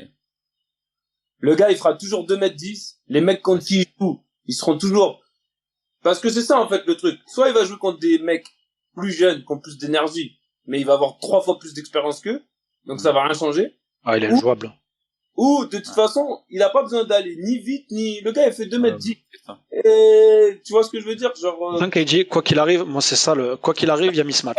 C'est-à-dire que même s'il joue face à quelqu'un de plus grand, il est plus rapide et plus mobile. S'il joue face à quelqu'un de plus petit, il peut tirer n'importe où sur sa gueule. C'est pour ça que pour moi, c'est le meilleur joueur offensif de l'histoire. Il est injouable, KD. Allez pas me mettre des débats, qu'il faut pas, là. Ça va. On en parlera un autre jour. Le débat est ouvert. Déjà, le meilleur joueur offensif ou le meilleur scoreur. On en parlera un autre jour. C'est vrai, c'est différent. Parce que tu parles de nombre de points générés en NBA entre points et passes, c'est LeBron James qui a le double du second.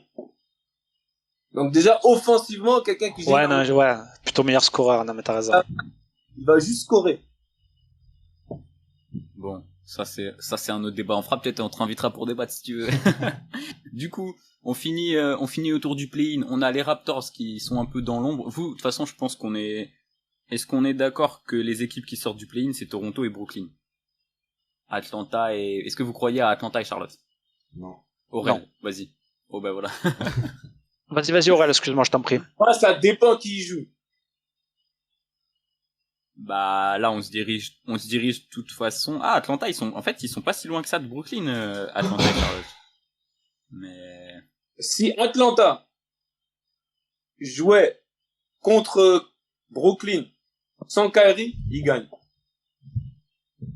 Ah ouais, tu penses? Ouais. Ah, c'est chaud de dire ça.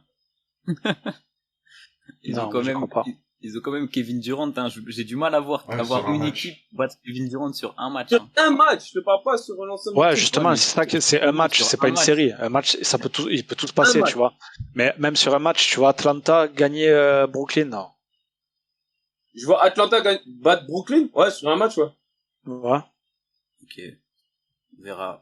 Les Hawks sont si bas quand même, hein, ça c'est ouais. Parce grosse énigme. Et Hawks, ils ont été hyper mauvais tout le truc. Mais sur un match, en playoff, Trae Young qui a peur de rien.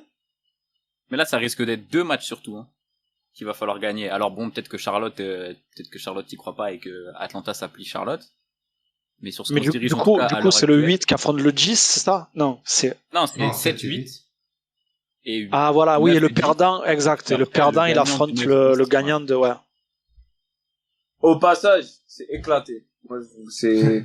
Ah ouais, t'aimes pas? On est d'accord, c'est fou, encore un coup. Ah, c'est un truc pour les fans, pour le public. Ouais, mais pour l'argent, surtout. Moi, je trouve ça nul aussi. C'est nul. C'est rare, à chaque fois, lorsque je dis que c'est de la merde, le play-in, mais je dis, mais non, t'es fou, c'est un mini-playoff, il y a de l'enjeu, il y a du hustle, c'est de la folie. Moi, je sais pas, ça m'a... En fait, moi, j'aime bien ça sur une saison parce que ça permet aux équipes, tu vois, comme Charlotte ou Atlanta de encore se donner à fond jusqu'à la fin, tu vois, parce qu'ils sont 9-10 et que il y a moyen d'eux, tu vois, grâce au play-in et tout, tu vois. Alors que ouais, mais alors après tu vas faire quoi? Après tu vas faire aussi avec le 14-15 qui pour les tours de draft, tu t'arrêtes jamais en fait. Ouais, mais moi ce que je trouve nul, c'est surtout que là ils ont combien de victoires? Donc 29 victoires. Atlanta 29 ou 30? Non, ils sont à 35. Non, 35. Ouais, les deux équipes sont à 35. Les Wizards ils sont à 29. Et il y a un énorme écart entre 10 et 11. Ok. Ouais, un énorme écart. Dormant, je sais même pas s'ils vont arriver à 41.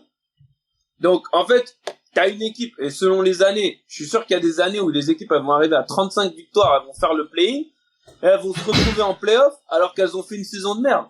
Mais non, c'est éclaté. Du coup, la saison régulière, elle perd en valeur, tu vois. Je te dis que en étant 10e, En étant 10ème, tu peux accéder aux playoffs. Tu vas être en playoff. Comme si, genre, t'avais fait une bonne saison. Ben non, ça récompense pas, une équipe qui a fini, en plus, moi, ce qui me dérange avec, le play-in, c'est que 7e et 8e, genre, normalement, t'es qualifié en playoff. Le 10e, parce qu'il y a quand même un écart. Parce qu'entre les 6 premiers, il y a peu d'écart. Mais si tu commences à descendre, plus tu descends, plus il y a un différentiel de victoire. Tu vas prendre des équipes certaines années qui vont même pas avoir gagné la moitié de leur match et qui vont avoir une chance de aller jouer contre le 6e ou le 5e et tout. Moi, non, je suis désolé. De la façon sportive, à quoi ça sert de jouer 82 matchs de saison régulière pour tout jouer sur un match ou 2 matchs? Ça sert à rien. Pour l'instant, il n'y a pas eu ça encore. Pour l'instant, il n'y a pas eu de 10e qui a fini en playoff. Pour l'instant, depuis mais ça va finir par... Oui, mais pourquoi tu veux donner une chance? Pour le spectacle et l'argent. Ouais, voilà, c'est tout. Ouais, bah ok, mais pour moi, c'est récompenser la médiocrité. Parce que l'équipe qui est 10e, elle a rien à faire. Déjà, quand t'arrives 8e, t'as pas fait une grande saison. Mais alors 10e, frère, t'as même pas gagné la moitié de tes matchs. Et tu continues, on te redonne une chance de... Bah non, ça y est, genre... Bah, avant, les gars qui étaient 8e et 9e, ils se battaient de ouf pour la 8e place. Maintenant, c'est les gars qui sont 6, 7, 8 qui se battent de ouf pour la 6e place, tu vois. Pour être sûr à 100% d'être qualifié. Ouais, un peu la même mais chose. la 6e place, ça me dérange pas. Ok, mais de toute façon, ça c'est un faux truc parce que les équipes elles se battaient toujours pour être le plus haut possible pour avoir l'avantage du terrain. Donc ça, c'est pas vrai. Genre de dire, nous c'est notre perception de l'extérieur du genre ouais ils font plus d'efforts. C'est clairement juste pour ajouter un match, pour ajouter de l'argent, du spectacle, et voilà, créer du profit. Bah oui, moi j'aime pas du tout. Moi. Franchement. Et en plus quand tu vas avoir par exemple la fois où on avait, je sais pas, tu vas avoir 2 bonnes équipes au lieu de faire une série. Ouais, c'était Lakers Warriors. Ouais, mais admettons, genre le 8e directement, tu vas avoir une série. Bah non, tu vas avoir, je sais pas, tu vas avoir un match ou 2, je sais pas, moi c'est. Ouais. Bon, en tout cas, on refera pas les règles ici. mais c'est intéressant, c'est vrai que c'est intéressant d'avoir ton avis même de joueur pro là-dessus quand même. Mais bon, je pense qu'on est tous d'accord. Toronto et les Nets, ça sort du play-in. On a fait le tour d'à peu près tout le monde. Ouais. On a fait le tour d'à peu près tout le monde. Les Moi, Raptors. bon. Ouais, 1h20, bah c'est bien. On va pouvoir parler un peu de la conférence Ouest. Honnêtement, la conférence Ouest, moi je trouve que c'est plus fermé. Ouais, on est d'accord. Je trouve qu'il y a entre guillemets moins de choses à dire. On verra, vu que je sais que vous êtes des bavardeurs, mais on verra. On va pouvoir du coup couper en 2 épisodes. Ce qu'on va faire, c'est que je referai pas d'intro dans l'autre épisode, mais on va couper, comme ça c'est dit ici, et les gens qui écoutent jusqu'au bout, ils sauront. Et on va tranquillement passer à la conférence Ouest. Moi, je vais me faire un clap pour juste être bien. Aurel, tu veux qu'on coupe quelque chose ou pas? Attends, je tiens juste à faire un petit remerciement. Toi qui écoutes jusque là, jusque maintenant, jusque ici. Je t'adore, mec. Merci beaucoup.